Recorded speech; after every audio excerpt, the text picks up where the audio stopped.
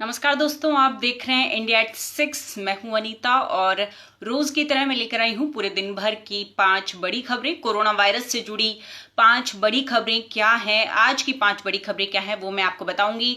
मैं आपको बताऊंगी भारत का अपडेट, साथ ही पूरी दुनिया में कोरोना वायरस से क्या स्थिति बनी हुई है वो भी मैं आपको बताऊंगी। किस तरह का आंकड़ा सामने आ रहा है, क्या कहता है भारत में 25,000 के करीब मामले पहुंचने वाले हैं, तो उसकी जानकारी भी मैं आपको दूंगी। साथ ही लॉकडाउन में आज जो कुछ छूट दी गई है, यानी कुछ दुकानों को खोलने की जो बात कही गई है, एमएचए की जो गाइडलाइंस आई हैं उनके बारे में भी विस्तार से मैं आपको बताऊंगी। और साथ ही बात करेंगे रैपिड टेस्टिंग किट के इस्तेमाल पर फिलहाल रोक लग गई है, तो उसकी भी जानकारी मैं आपको दूंगी। तो कोरोना वायरस से जुड़ी जो बड़ी खबरें हैं वो मैं आपको बताऊंगी, लेकिन शुरुआत करेंगे बड़ी खबर से।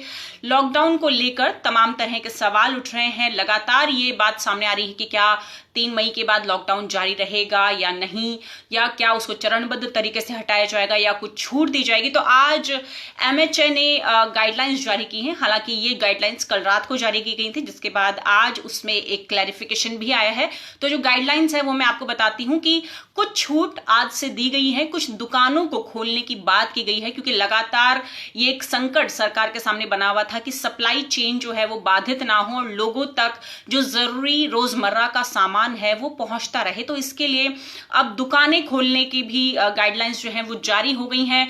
ग्रामीण क्षेत्रों में और शहरी क्षेत्रों में कौन सी दुकानें खुली रहेंगी, कौन सी बंद रहेंगी, इसको लेकर एमएचए ने गाइडलाइंस जारी की हैं। लेकिन ये साफ कर दूं कि जो नॉन हॉटस्पॉट इलाके हैं वहीं पर ही ये दुकानें खुलेंगी, यानी कि जो कोरोना के कंटेनमेंट जोन हैं, कोरोना के जो हॉटस्पॉट क्षेत्र हैं वहां पर दुकानें नहीं खुलेंगी। वहां पे ऐसी कोई दुकानें खुलने की गाइडलाइंस नहीं आई है। सिर्फ जो नॉन हॉटस्पॉट एरिया है या जो ग्रीन जोन घोषित किए गए हैं वहां पर ये दुकानें खुलेंगी। और दुकानें खुलने के साथ साथ ये भी साफ किया गया है कि सोशल डिस्टेंसिंग का जो नियम है उसका पालन करना बहुत जरूरी है। और अगर दुकानों में स्टाफ होता है तो 50% स्टाफ ही मौजूद रहे, उपस्थित रहे, उससे ज्यादा उपस्थित ना हो। इसके साथ ही मॉल्स और शॉपिंग कॉम्प्लेक्सेस अभी नहीं खुलेंगे। आवासीय कॉलोनियों के नजदीक जो दुकानें हैं, जो स्टैंड अलोन दुकानें हैं वो खुल सकेंगी। ग्रामीण और अर्ध ग्रामीण इलाकों में सभी दुकानों को गृह मंत्रालय की शर्तों के अनुसार खोला जा सकेगा, लेकिन cinema hall, shopping complex, gym, sports complex, swimming pool, entertainment park, theatre, bar, auditorium, assembly hall ये सब बंद रहेंगे। को अभी खोलने की कोई बात नहीं की गई है। बड़ी दुकानें और मार्केट, जो बड़े मार्केट होते हैं वो भी बंद रहेंगे। हेयर सलून या बाल काटने की दुकानों को भी, या पार्लर, ये भी बंद रहेंगे। साथ ही नया आदेश सिर्फ सामान बेचने वाले दुकानों के लिए है, सेवा देने वाले दुकानों के लिए नहीं है, यानी कि पार्लर और इस तरह की चीजें जो हैं वो बंद रहेंगी। इसके साथ ही शराब दुकानें और रेस्तरां भी बंद रहेंगे। वहीं उत्तर प्रदेश, बहुत सारे राज्यों ने, अभी तक 3 राज्यों की मेरे पास जानकारी है जिन्होंने ये कहा है कि वहां पर लॉकडाउन में जो छूट दी गई है, खासकर दुकानों को लेकर जो छूट दी गई है आज से, वो छूट उन राज्यों में नहीं दी जा रही है। और दिल्ली सरकार ने आज ये कहा है कि अभी समीक्षा चल रही है, क्योंकि दिल्ली में 2000 से ज्यादा मामले हैं और दिल्ली में हालात बहुत तेजी से बिगड़ रहे हैं। तो दिल्ली के जो स्वास्थ्य मंत्री हैं सत्येंद्र जैन, आज उन्होंने कहा है कि फिलहाल रिव्यू मीटिंग्स चल रही हैं और गृह मंत्रालय का जो आदेश आया है, जो गाइडलाइंस जारी की गई हैं, उन पर एक विस्तार से बैठक की जाएगी और उसके बाद ही कोई फैसला लिया जाएगा। लेकिन इसमें ध्यान देने वाली बात यह है कि दिल्ली सरकार 30 अप्रैल के बाद ही फैसला लेगी, यानी दिल्ली में अगर लॉकडाउन में थोड़ी भी छूट मिलती है तो वो 30 अप्रैल के बाद ही मिलेगी, उससे पहले अभी उसकी कोई संभावना नजर नहीं आती है। वहीं उत्तर प्रदेश सरकार ने साफ कर दिया है कि उत्तर प्रदेश की जो सीमाएं हैं वो बंद रहेंगी और साथ ही सील रहेंगी और 30 जून तक राज्य में किसी भी तरह की सार्वजनिक सभाएं नहीं हो सकेंगी। 30 जून तक उत्तर प्रदेश में सभी सार्वजनिक सभाओं पर रोक लगा दी गई है। तो दिल्ली एक बड़ा राज्य है जिसने ये साफ कर दिया है कि लॉकडाउन में जो छूट दी गई है, यानी दुकानों को खोलने की जो बात की गई है और 20 अप्रैल के बाद से लॉकडाउन में जो छूट दी जा रही है वो दिल्ली सरकार नहीं देगी। दिल्ली में छूट मिलेगी या नहीं, इसका फैसला 30 अप्रैल के बाद होगा। असम सरकार ने भी आज इससे जुड़ी एक बड़ी बात कही। असम में भी 27 अप्रैल के बाद इस पर फैसला लिया जाएगा। असम में भी अभी सिचुएशन की समीक्षा की जा रही है और उसके बाद ही 27 अप्रैल के बाद ये फैसला लिया जाएगा कि क्या वहां पर लॉकडाउन में छूट दी जाए या नहीं, या किस तरह की छूट दी जाए। आशीष लिख रहे हैं दिल्ली 3 मई के बाद खुलेगी क्या?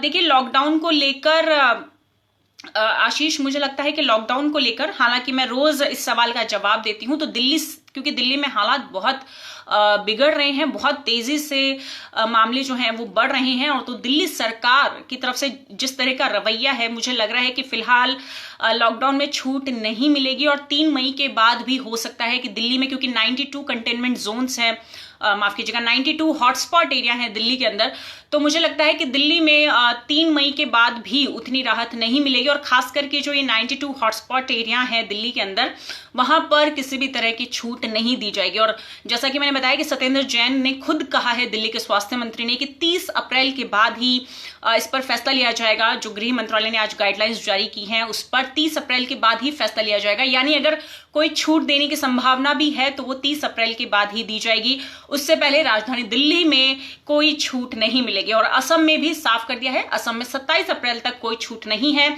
27 अप्रैल के बाद असम सरकार इस पर फैसला लेगी। उत्तर प्रदेश सरकार ने आज साफ कह दिया है कि 30 जून तक सार्वजनिक जो सभाएं हैं उन पर पाबंदी लगा दी गई है और राज्य की जो सीमाएं हैं वो सील रहेंगी।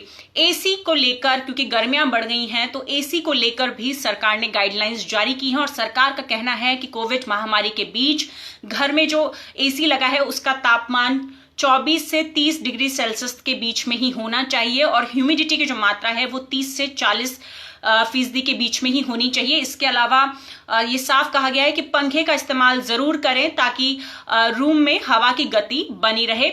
और उसके साथ ही एक बड़ी खबर जो आ रही है वो ये कि देश के जो प्रमुख आर्थिक सलाहकार हैं के.वी. सुब्रमण्यम, उन्होंने बीबीसी को एक इंटरव्यू में ये कहा है कि 3 मई के बाद लॉकडाउन को खोलना शुरू करना होगा। ये एक बड़ा संकेत है, क्योंकि अभी तक सरकार की तरफ से लॉकडाउन को लेकर कोई आधिकारिक घोषणा नहीं की गई है और लगातार मीटिंगों का दौर चल रहा है, मंथन का दौर चल रहा है। लेकिन जो मुख्य आर्थिक सलाहकार हैं के.वी. सुब्रमण्यम, उन्होंने बीबीसी को एक इंटरव्यू में ये कहा है कि 3 मई के बाद लॉकडाउन को खोलना होगा, क्योंकि मोदी सरकार के सामने एक बड़ा संकट बना हुआ है और वो है आर्थिक संकट। अगर अर्थव्यवस्था को सुचारू रूप से चलाना है, अगर आर्थिक संकट से निपटना है, तो मोदी सरकार को 3 मई के बाद लॉकडाउन खोलना होगा। हालांकि वो अभी इंटरव्यू उन्होंने जारी नहीं किया है, लेकिन मुझे लगता है कि यहां पर एक चीज साफ होगी कि लॉकडाउन को चरणबद्ध तरीके से खोला जाएगा। ऐसा नहीं है कि देश में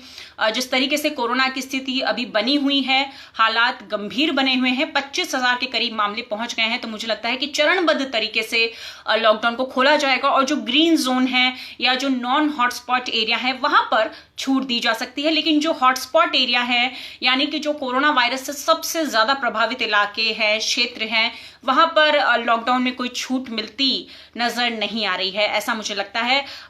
राजस्थान का क्या समाचार है? राजस्थान का समाचार मैं आपको अगली खबर में बताऊंगी।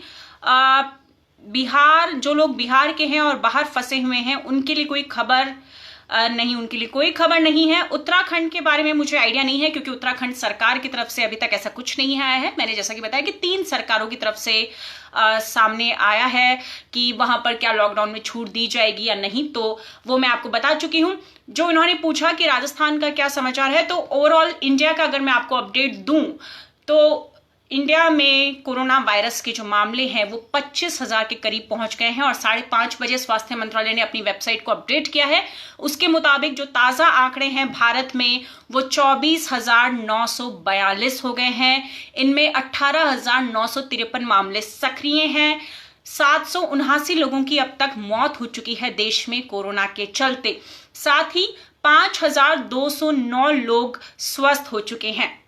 मैं आपको बता दूं, देश के 8 राज्य ऐसे हैं जहां पर कोरोना के मामले 1000 के पार चले गए हैं। वो राज्य हैं महाराष्ट्र, गुजरात, तमिलनाडु, दिल्ली, राजस्थान, आंध्र प्रदेश, मध्य प्रदेश और उत्तर प्रदेश। और इसके साथ ही 5 राज्य ऐसे हैं जहां पर 2000 के आंकड़े को पार कर गए हैं कोरोना के मामले। सबको पता है कि महाराष्ट्र में 6000 से ज्यादा मामले सामने आ चुके हैं, लेकिन महाराष्ट्र के अलावा दिल्ली, राजस्थान, गुजरात और तमिलनाडु जो है वहां पर 2000 का आंकड़ा पार हो चुका है। तो ये एक बड़ी चीज है कि इन राज्यों में, इन 8 राज्यों से 80% मामले जो हैं वो सामने आ चुके हैं। महाराष्ट्र की अगर हम बात करें तो सबसे ज्यादा प्रभावित है और पिछले 24 घंटों में महाराष्ट्र में 394 नए मामले सामने आए हैं और 18 लोगों की मौत हुई है। महाराष्ट्र में अब तक कुल मामले 6817 पर पहुंच गए हैं और महाराष्ट्र अगर मौत के आंकड़े को देखें तो माफ कीजिएगा, भारत में सबसे ज्यादा प्रभावित महाराष्ट्र ही है। यानी मरीजों की संख्या और मौत के आंकड़े दोनों में महाराष्ट्र पहले नंबर पर है। तो महाराष्ट्र में 301 लोगों की मौत हो चुकी है। और अभी थोड़ी देर पहले ही महाराष्ट्र से जो एक बड़ी खबर आई है वो ये कि महाराष्ट्र में 96 पुलिसकर्मी कोरोना पॉजिटिव पाए गए हैं अब तक। और ये सिर्फ महाराष्ट्र की बात ही नहीं है, देश के अलग अलग इलाकों में हम ये देख रहे हैं, अलग अलग इलाकों से इस तरह की खबरें आ रही हैं कि जो कोरोना वॉरियर्स हैं, यानी कि मेडिकल स्टाफ की जो टीमें होती हैं, डॉक्टर्स, नर्सेज और साथ ही जो पुलिसकर्मी हैं, बड़ी संख्या में वो भी अब कोरोना पॉजिटिव आ रहे हैं। तो महाराष्ट्र से ही बड़ी खबर आई है कि वहां पर अब तक 96 पुलिसकर्मी जो हैं वो पॉजिटिव पाए गए हैं। और आज ही एशियाबेल हिंदी ने एक स्टोरी की थी कि भोपाल में 110 मेडिकल स्टाफ जो हैं वो अब तक कोरोना पॉजिटिव पाए गए हैं मध्य प्रदेश की राजधानी में, और 41 पुलिसकर्मी भोपाल में कोरोना पॉजिटिव पाए गए हैं। तो ये एक चिंता की बात है कि आम लोगों के साथ साथ जो डॉक्टर्स हैं, जो पुलिसकर्मी हैं, नर्सेज हैं, यानी कि वो लोग जो फ्रंट लाइन पर आकर कोरोना से लड़ रहे हैं, कोरोना वॉरियर्स, वो बड़ी संख्या में इसकी चपेट में आ रहे हैं।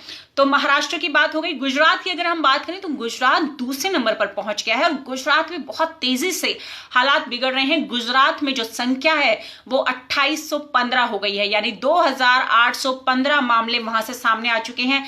राजधानी दिल्ली से आज कोई अपडेट नहीं आया है, लेकिन कल रात तक का अपडेट है कि राजधानी दिल्ली से 2514 मामले कुल हो चुके हैं कोरोना के और 53 लोगों की मौत हो चुकी है। राजस्थान का हमसे किसी ने सवाल पूछा था कि राजस्थान का क्या अपडेट है, तो राजस्थान का अपडेट मैं बता देती हूं। राजस्थान में आज दोपहर 2 बजे तक 27 नए मामले सामने आए हैं और राजस्थान में जो कुल संख्या है वो 2601 हो गई है, यानी 2601 मामले हो गए हैं राजस्थान में। मध्य प्रदेश की अगर बात करें तो मध्य प्रदेश में 1852 मामले हो चुके हैं, 96 लोगों की मौत हो चुकी है। मध्य प्रदेश मौत के आंकड़ों को देखें तो तीसरे नंबर पर है। सबसे पहले महाराष्ट्र है, फिर गुजरात और फिर मध्य प्रदेश है। तो 96 लोगों की मौत हो चुकी है। उत्तर प्रदेश में जो ताजा आंकड़ा है आज शाम 5 बजे का, वो ये कहता है कि उत्तर प्रदेश में 1778 लोग कोरोना की चपेट में आ चुके हैं और 26 लोगों की मौत हो चुकी है। आंध्र प्रदेश, आज जो मैंने आपको बताया कि 8 राज्य जहां पर 1000 के पार चले गए हैं कोरोना के मामले, तो आंध्र प्रदेश आज 8वां राज्य बना देश का जहां पर 1000 से ऊपर मामले हो गए हैं। और आंध्र प्रदेश में पिछले 24 घंटों में 61 नए मामले सामने आए और आंध्र प्रदेश में जो कुल संख्या है वो 1016 हो गई है। 31 लोगों की वहां कोरोना के चलते अब तक मौत हो चुकी है। कर्नाटक में कुल 500 मामले हो गए हैं और केरल में केरल से लगातार ये खबरें आ रही हैं कि वहां जो कर्व है वो फ्लैट हो गया है। तो केरल से जो कुल मामले हैं वो 457 हैं। लेकिन इसमें एक अच्छी बात यह है जो केरल सरकार ने आज भी कहा कि सिर्फ 116 वहां पर एक्टिव केसेस हैं। जम्मू कश्मीर की अगर बात करें तो यहां पर कुल जो पॉजिटिव मामले हैं वो 449 हो गए हैं और मरने वालों की संख्या 6 पर पहुंच गई है। बिहार की अगर हम बात करें तो बिहार में बिहार की अगर हम बात करें तो बिहार में आज 10 लोग कोरोना पॉजिटिव पाए गए हैं और बिहार में जो कुल संख्या है वो बढ़कर 238 पर पहुंच गई है। नए मामलों में कैमूर से 5 मामले सामने आए हैं, बक्सर से 4, पटना से 1 मामला आज यानी पिछले 24 घंटों में जो 10 नए मामले सामने आए हैं उसमें एक मामला पटना से भी है। झारखंड में कुल संक्रमितों की संख्या 63 हो गई है। झारखंड की राजधानी रांची से आज 4 लोग कोरोना पॉजिटिव पाए गए हैं। तो ये था जो हमसे पूछा था शौकीन ने कि राजस्थान का क्या समाचार है। राजस्थान का अपडेट मैंने आपको दे दिया है। 2600 का आंकड़ा पार हो गया है और पूरे भारत में 25,000 के करीब मामले पहुंचने वाले हैं। पूरी दुनिया की अगर हम बात करें तो दुनिया में कोरोना का कहर लगातार जारी है और पूरी दुनिया भर में 27 लाख से ज्यादा लोग अब तक कोरोना की चपेट में आ चुके हैं और मरने वालों का जो आंकड़ा है आप देखिए कि 2 लाख लोगों की मौत हो चुकी है पूरी दुनिया भर में कोरोना के चलते। यानी और सबसे इसमें चिंताजनक बात यह है कि अमेरिका जो सबसे ज्यादा प्रभावित देश है वहां पे जो मरने वालों की संख्या है वो 1/4 है। मतलब कि पूरे दुनिया का जो डेटा है उसकी 1/4 मौत लोगों की मौत अमेरिका में हुई है। और संक्रमण के मामलों में अगर हम देखें तो 1/3 मामले अमेरिका से हैं। अमेरिका में अब तक 9.2 लाख लोग कोरोना संक्रमित पाए गए हैं और मरने वालों की तादाद 51,000 पर पहुंच गई है। अमेरिका में जो कोविड-19 के मामले हैं वो अमेरिका के बाद जो बाकी 6 देश हैं जिनमें सबसे ज्यादा हालात गंभीर बने हुए हैं, जिसमें स्पेन है, इटली है, फ्रांस, जर्मनी, ब्रिटेन और तुर्की, इनके मामलों से भी ज्यादा यानी इन सबके मामलों को भी अगर हम मिला दें तो इनसे भी ज्यादा मामले अमेरिका में हैं। अमेरिका के न्यूयॉर्क में अब तक 17,000 लोगों की मौत हो चुकी है और न्यूयॉर्क में 2,71,000 लोग कोरोना की चपेट में आ चुके हैं। अगर हम मौतों के बारे में बात करें तो अमेरिका के बाद सबसे ज्यादा भयावह हालात इटली में बने हुए हैं और इटली दूसरे नंबर पर है। इटली में अब तक 25,969 लोगों की मौत हो चुकी है और यहां पर 1,92,000 से ज्यादा लोग अब तक कोरोना की चपेट में आ चुकी हैं। अगर संक्रमितों के मामलों के बारे में बात करें तो स्पेन अमेरिका के बाद दूसरे नंबर पर है और स्पेन में अब तक 2,19,000 लोग कोरोना की चपेट में आ चुके हैं और मरने वालों की संख्या यहां 22,500 पर पहुंच गई है। ब्रिटेन में मरने वालों का आंकड़ा बढ़ रहा है और वहां पर मरने वालों की संख्या 19,500 के पार चली गई है और संक्रमितों की संख्या 1,44,000 को पार कर गई है।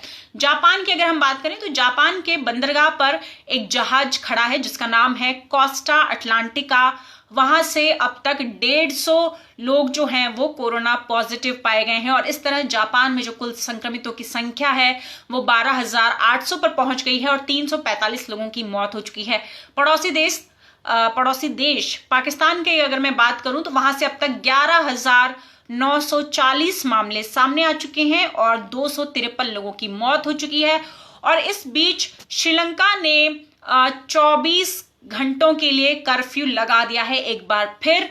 तो श्रीलंका में अब 24 घंटों के लिए कर्फ्यू लागू है और वहां पर संक्रमितों की जो संख्या है वो 420 पर पहुंच गई है। 7 लोगों की मौत हुई है। महेंद्र प्रताप सिंह भारती पूछ रहे हैं मध्य प्रदेश का क्या है। मध्य प्रदेश में अब तक 1852 मामले सामने आए हैं और 96 लोगों की मौत हुई है। महेंद्र, तो ये थी कि कोरोना के जो देश में आंकड़े हैं, दुनिया में आंकड़े हैं, लेकिन अब मैं आपको बताऊंगी कि देश में टेस्टिंग को लेकर लगातार सवाल उठ रहे हैं। देश कोरोना के संकट से जूझ रहा है। 25,000 के करीब मामले पहुंच गए हैं।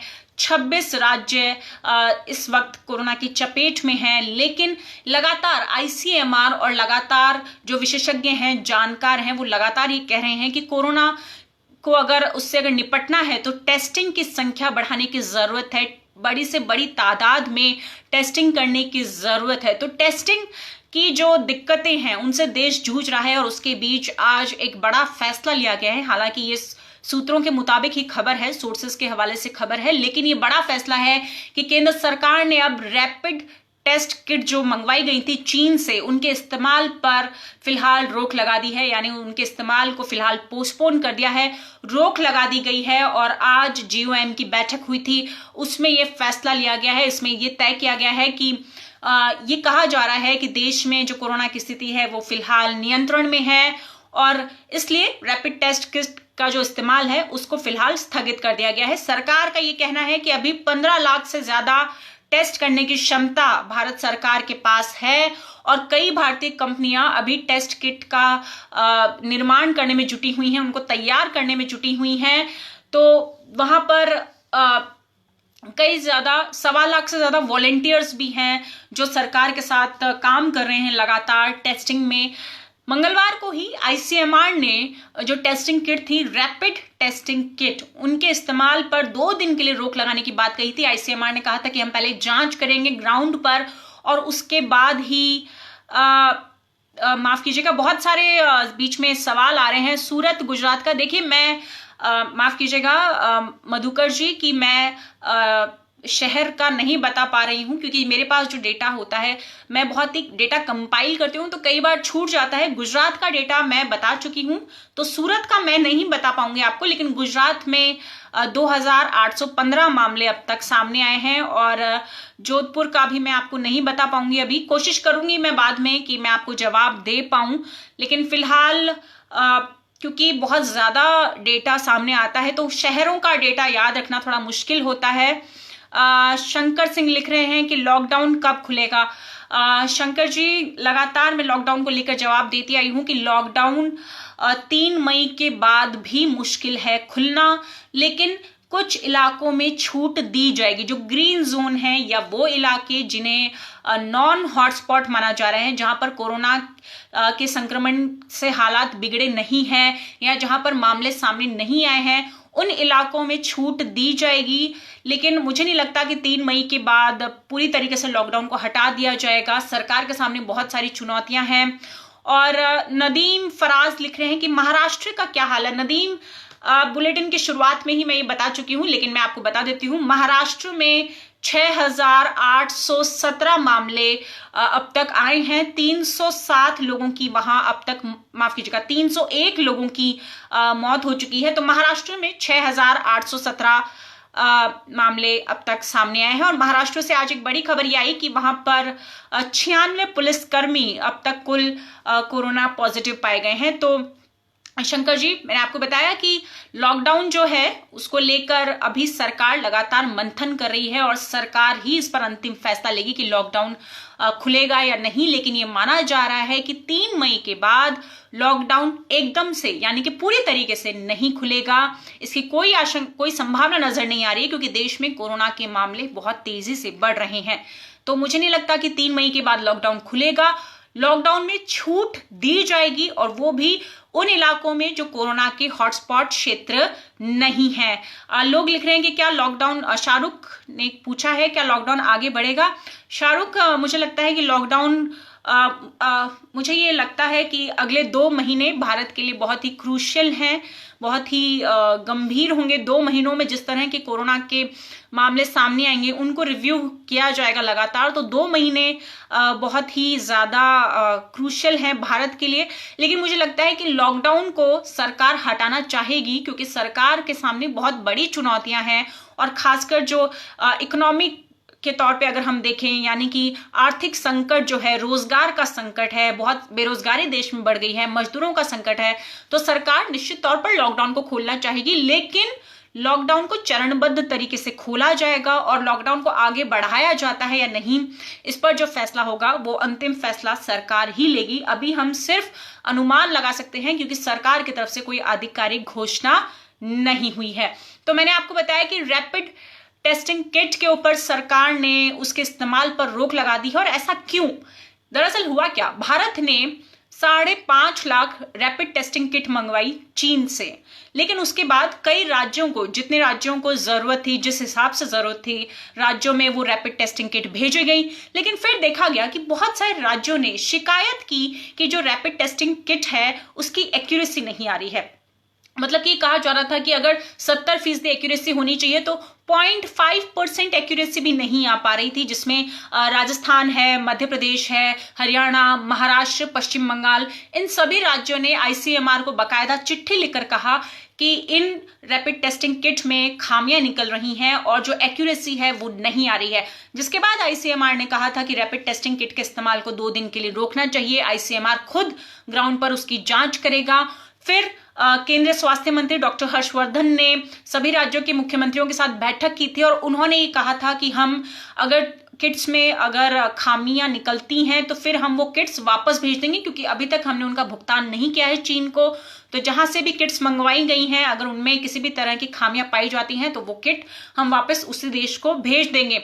उसके बाद आज GOM की बैठक थी और सूत्रों के मुताबिक एक खबर सामने आ रही है कि सरकार ने रैपिड टेस्टिंग किट के इस्तेमाल पर फिलहाल रोक लगा दी है, यानी फिलहाल देश में किसी भी राज्य में रैपिड टेस्टिंग किट का इस्तेमाल नहीं होगा। और मैं आपको बता दूं कि रैपिड टेस्टिंग किट होती क्या है। रैपिड एंटीबॉडी जांच किट में संदिग्ध रोगी के जो ब्लड होता है उसका सैंपल लिया जाता है और ये माना जाता है कि 15 से 30 मिनट में इसकी रिपोर्ट जो है वो सामने आ जाती है, इसलिए इसको रैपिड कहा गया है, यानी कि बहुत जल्दी इसकी रिपोर्ट जो है वो सामने आ जाती है। इस वक्त देश में जो जांच किट इस्तेमाल की जा रही है उसको PCR बोलते हैं, जिसका नाम होता है पॉलीमरेज चेन रिएक्शन किट। इसका इस्तेमाल अभी देश के सभी अस्पतालों में हो रहा है, यानी कि भारत में जो टेस्टिंग की जा रही है वो PCR किट से की जा रही है। लेकिन इस किट में ये है कि जब जांच होती है तो उसके बाद उसका परिणाम आने में 24 घंटों से लेकर 2 दिन तक का भी वक्त लग सकता है। तो इसलिए पूरे देश के सभी राज्यों ने मांग की थी कि रैपिड टेस्टिंग किट मुहैया कराई जाए, लेकिन अब उनमें खामियां आ रही हैं। और इन सब के बीच बिहार में कितनी टेस्टिंग हुई है, माफ कीजिएगा मुझे इसका आइडिया नहीं है रणधीर, लेकिन रणधीर मैं आपको बता दूं एशियाविल हिंदी की तरफ से हमारे साथी विकास बिहार में मौजूद हैं और अभी थोड़ी देर पहले ही उन्होंने एक खबर की है बिहार के ऊपर।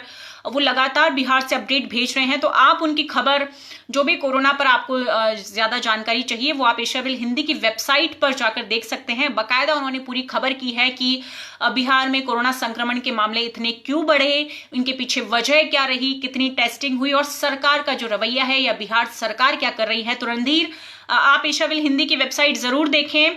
जाकिर लिख रहे हैं कि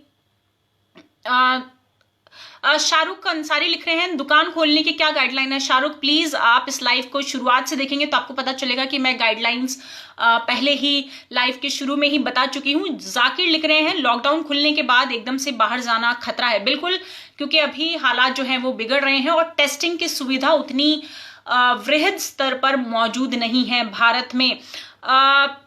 शंकर लिख रहे हैं कंपनी खुलेगा या नहीं।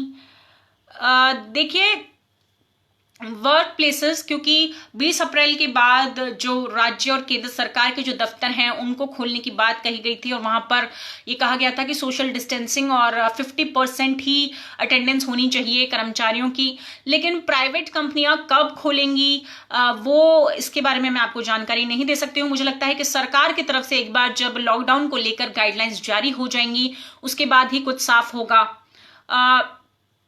जी तो बाकी रोज जो भी दर्शक हमारे साथ जुड़े हैं मैं उन्हें बता दूं कि रोज शाम को 6 बजे मैं इंडिया एट 6 लेकर आती हूं। इसमें मैं आपको कोरोना वायरस पर जो पूरे दिन भर का जो 5 बड़ी खबरें हैं वो मैं आपको बताती हूँ, ताजा अपडेट मैं आपको बताती हूँ। तो जो भी मुझसे लगातार पूछ रहे हैं कि लॉकडाउन खुलेगा या नहीं खुलेगा, दुकानों को लेकर क्या गाइडलाइंस हैं, ऑफिस कब खुलेंगे, तो मैं आपको बता दूं कि जिस दिन भी सरकार इससे जुड़ी भी कोई आधिकारिक घोषणा करेगी, जिस दिन भी सरकार इसका ऐलान करेगी, मैं 6 बजे आप लोगों के सामने मौजूद होंगी आपको उसकी जानकारी देने के लिए। तो निश्चिंत रहें, जो भी कोरोना वायरस पर ताजा अपडेट आएगा वो मैं आपको लगातार देती रहूंगी। तो मैं आपको बता रही थी कि भारत में PCR किट से जांच की जाती है और जिसमें जो जांच की जो रिपोर्ट है वो आने में 1 से 2 दिन लगते हैं, इसलिए रैपिड एंटीबॉडी टेस्ट किट की मांग हो रही थी, लेकिन अब उसमें खामियां आ रही हैं।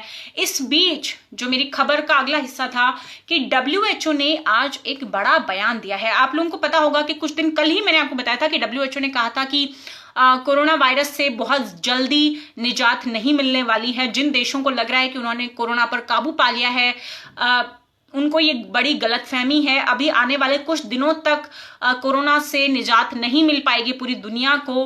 और WHO ने कहा था कि किस तरह हम ये देख रहे हैं कि कई देशों से ये खबरें आ रही हैं कि वहां पर उन्होंने कोरोना पर काबू पा लिया, लेकिन उसके बाद फिर से नए मामले सामने आए। तो WHO ने आज एक बड़ी जानकारी दी है और WHO ने कहा है कि फिलहाल ऐसे कोई सबूत नहीं मिले हैं जिसके आधार पर ये कहा जा सके कि कोरोना से लड़ने के बाद एक स्वस्थ होने वाले इंसान के शरीर में ऐसी एंटीबॉडीज बने जो उससे फिर कोरोना से बचा सके। यानी कि अगर एक बार कोई इंसान कोरोना से ठीक हो भी जाता है, एक बार कोई मरीज अगर कोरोना की चपेट में आकर ठीक हो भी जाता है, तो उसके बाद वो दोबारा कोरोना की चपेट में आ सकता है। यानी कि उसके शरीर में ऐसे अभी तक कोई प्रमाण नहीं मिले हैं कि एंटीबॉडीज बनती है या एंटीबॉडीज मौजूद होती हैं। तो ये WHO ने एक बहुत बड़ी चिंताजनक बात कह दी है कि अगर विकसित नहीं होती हैं एंटीबॉडीज, अभी तक ऐसी कोई प्रमाण नहीं मिला है, तो ऐसे में दोबारा संक्रमण हो सकता है। और जिसे पूरी दुनिया लगातार ये कह रही है कि कोरोना वायरस की एक सेकंड वेव भी आ सकती है देशों में। तो लगातार इसको लेकर जो अपडेट है वो मैं आपको बताती आई हूँ। और अब सबसे आखिर में एक बहुत ही जरूरी खबर जो शायद हम लोग मिस कर देते हैं, वो खबर ये है कि देश के 101 नौकरशाहों ने सभी राज्यों के मुख्यमंत्रियों को एक ओपन लेटर लिखा है।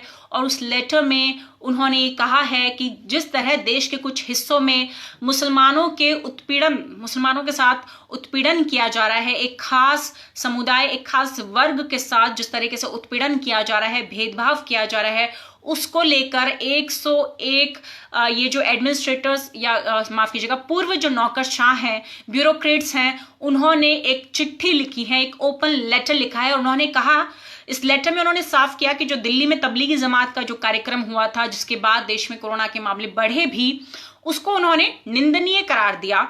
लेकिन उन्होंने ये भी कहा कि किस तरह देश के जो मीडिया चैनल्स हैं उनके द्वारा एक वर्ग, यानी मीडिया चैनल्स का एक वर्ग जिस तरह मुसलमानों को जिम्मेदार ठहरा रहा है देश में कोरोना फैलाने के लिए, ये निंदनीय है, ये गैर जिम्मेदाराना व्यवहार है। उन्होंने कहा कि पूरे देश इस वक्त एक संकट से जूझ रहा है और ये वो वक्त है जब देश के सभी लोगों को एकजुट होकर इस संकट से लड़ना चाहिए, उससे तभी हम निजात पा सकते हैं। इस लेटर में उन मुख्यमंत्रियों की सराहना भी की गई है जो आमतौर पर धर्मनिरपेक्ष बने रहे हैं। इन 101 पूर्व नौकरशाहों ने साफ किया कि ये किसी भी राजनीतिक दल से संबंध नहीं रखते हैं। इन्होंने कहा है कि कई जगहों से ऐसी खबरें आ रही हैं कि अस्पतालों से और स्वास्थ्य केंद्रों से मुसलमान भाग रहे हैं, अफवाहें फैलाने की खबर आ रही है और ये बहुत दुखद स्थिति है, बहुत दुखद खबरें हैं।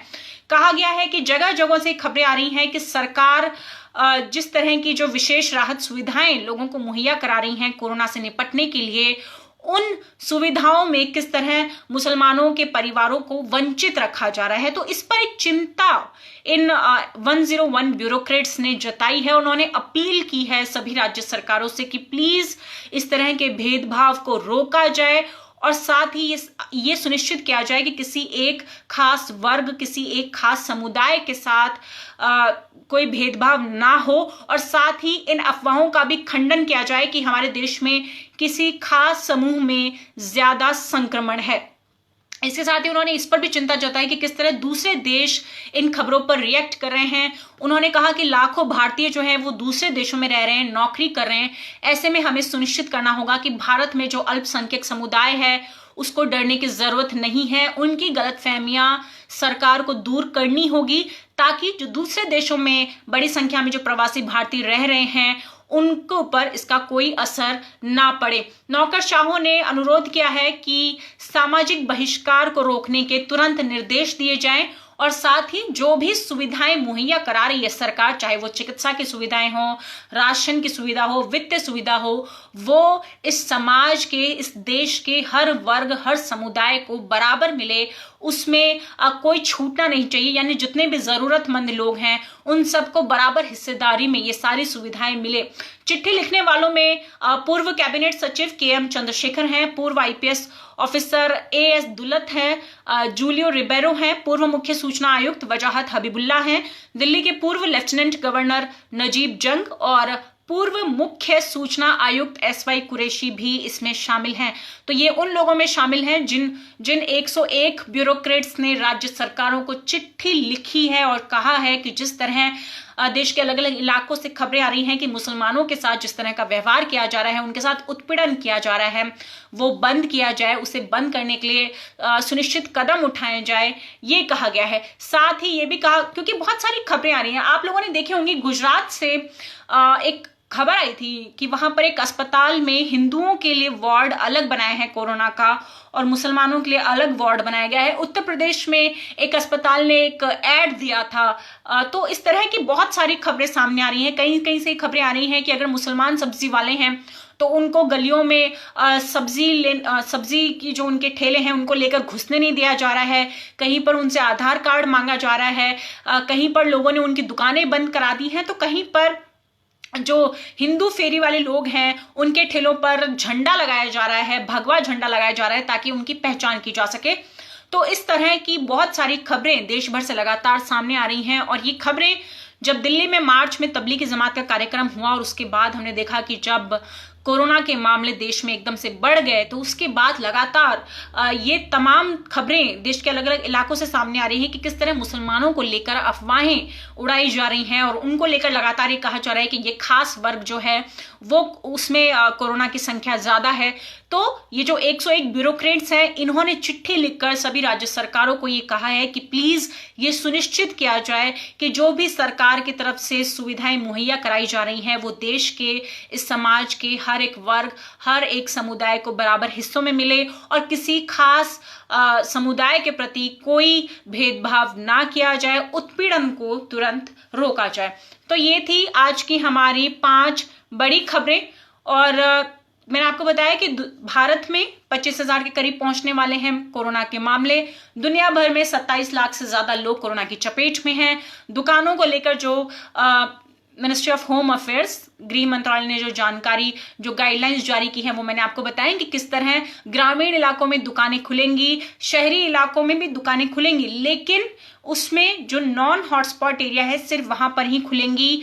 जो कोरोना के हॉटस्पॉट या कंटेनमेंट जोन है वहां पर दुकानें नहीं खुलेंगी। Shopping mall, shopping complexes, swimming pool, शराब की दुकानें खुलेंगे। तो जो गाइडलाइंस हैं इस लाइव की शुरुआत में जाकर आप देख सकते हैं, मैंने पूरा विस्तार से समझा है। साथ ही मैंने ये भी बताया कि जो इकोनॉमिक एडवाइजर हैं के.वी. सुब्रमण्यम, उन्होंने ये एक बड़ा संकेत दिया है। उन्होंने कहा है कि मोदी सरकार के सामने अर्थव्यवस्था के मोर्चे पर बड़ा संकट है, तो 3 मई के बाद लॉकडाउन को खोलना चाहिए, लेकिन किस तरह खोलना चाहिए ये बीबीसी ने अभी इंटरव्यू जारी नहीं किया है, तो वहां पर आपको ये जानकारी मिलेगी। जहां तक लॉकडाउन की बात है, चरणबद्ध तरीके से लॉकडाउन को खोला जा सकता है, लेकिन लॉकडाउन हटेगा या नहीं हटेगा, या चरणबद्ध तरीके से हटेगा या कुछ छूट दी जाएगी, ये सरकार का फैसला है। सरकार जब इस पर फैसला लेगी तो मैं खुद आपको इसके बारे में जानकारी दूंगी। तो ये थी आज की 5 बड़ी खबरें। और जो भी लोग हमसे जुड़े हैं, अगर आपको लगता है कि मैंने कोरोना वायरस से जुड़ी आपको जानकारी दी है, ताजा अपडेट दिया है, तो प्लीज प्लीज इस लाइव को लाइक करें और शेयर भी करें। जितना ज्यादा आप शेयर करेंगे उतना मुझे अच्छा लगेगा। तो प्लीज इस लाइव को शेयर भी करें। और जाने से पहले मैं आपको बता दूं कि ये सारी खबरें आप एशियाविल हिंदी की वेबसाइट पर पढ़ सकते हैं। वहां पर विस्तार से इन खबरों को लिया गया है। और साथ ही जो भी दर्शक हमारे साथ जुड़े हैं, आपसे गुजारिश है कि प्लीज इन दिनों यानी लॉकडाउन के दौरान आप अपना वक्त कैसे बिता रहे हैं, इसकी जानकारी आप हमें दें। इसके लिए आपको एक वीडियो शूट करना है, 1 मिनट का वीडियो आपको एशियाविल हिंदी को भेजना है। उस वीडियो में आप हमें बताइए कि आप क्या कर रहे हैं, आपकी दिनचर्या क्या है, अपना वक्त कैसे बिता रहे हैं, कुकिंग सीख रहे हैं, किताबें पढ़ रहे हैं, मूवीज देख रहे हैं, गार्डनिंग कर रहे हैं, कुछ क्रिएटिव सीख रहे हैं, गूगल डूडल बनाना सीख रहे हैं, क्या आप कुछ क्रिएटिव कर रहे हैं, किस तरह लॉकडाउन के दौरान आप अपना वक्त बिता रहे हैं, ये आप हमें बताएं। इसके लिए आपको 1 मिनट का वीडियो शूट करके एशियाविल हिंदी को भेजना होगा। मैं नंबर बता देती हूँ। एशियाविल हिंदी का व्हाट्सएप नंबर है, नोट डाउन कर लीजिए, 90030746। एशियाविल हिंदी का व्हाट्सएप नंबर है 90030746। 8030746555। ये एशाविल हिंदी का व्हाट्सएप नंबर है और इस नंबर पर आपको 1 मिनट का वीडियो शूट करके हमें भेजना है। आप जो वीडियो हमें भेजेंगे वो हम सभी एशाविल हिंदी के जो सोशल मीडिया प्लेटफॉर्म्स हैं वहां पर उसे पोस्ट करेंगे और आप हमें बताइए कि आप इस नेगेटिविटी के माहौल में खुद को पॉजिटिव कैसे रखते हैं ये वीडियो भेजकर। और जाने से पहले फिर से मैं बता दूं कि लॉकडाउन को लेकर तमाम सवाल लगातार पूछे जा रहे हैं। तो लॉकडाउन को लेकर जैसे ही सरकार की तरफ से कोई आधिकारिक घोषणा होगी, चाहे वो कोई गाइडलाइंस आती हैं छूट को लेकर या हटाने को लेकर या कुछ भी लॉकडाउन से जुड़ी जो भी जरूरी जानकारी आएगी वो मैं आप तक पहुंचाने की लगातार कोशिश करती आई हूं और कोशिश करती रहूंगी। तो फिलहाल आज के इस लाइव में इतना ही। देश और दुनिया की बाकी खबरें देखने, पढ़ने और सुनने के लिए आप बने रहिए एशाविल हिंदी के साथ। नमस्कार।